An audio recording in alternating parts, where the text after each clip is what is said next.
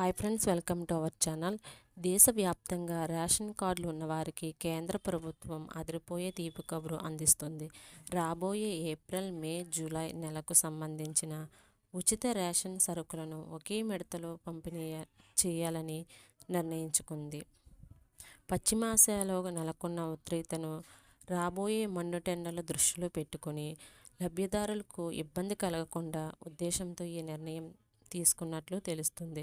పేద ప్రజలకు ఇది నిజంగా ఒక పెద్ద ఊరటే అని చెప్పవచ్చు. ప్రధానమంత్రి గరీబ్ కళ్యాణ్ అన్న యోజన కింద ఈ పథకాన్ని ఉచిత బియ్యం పంపిణీ, పప్పులను, దినుసులను ఇలాంటి 3 నెలలకు ఒకసారి మీ చేతికి అందుతున్నాయి.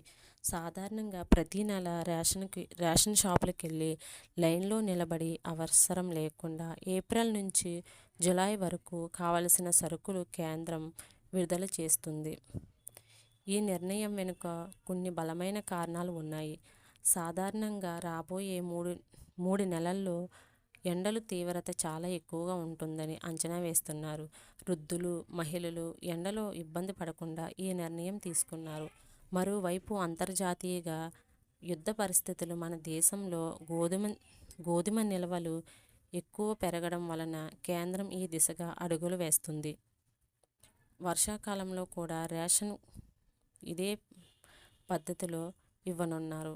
కేంద్ర ప్రభుత్వం ఇప్పటికే అన్ని రాష్ట్రాల్లోని ఆహార పంపిణీలను ప్రజా పంపిణీ శాఖలలో స్పష్టమైన ఆదేశాలు జారీ చేసింది.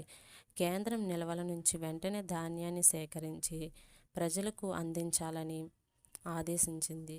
ఈ నెలాఖరులో లబ్ధిదారులకు పూర్తిగా సమాచారం అందించే ఏర్పాటు చేస్తున్నారు. ఇలాంటి అప్డేట్స్ కోసం మన ఛానల్ను ఫాలో అవుతూ ఉండండి.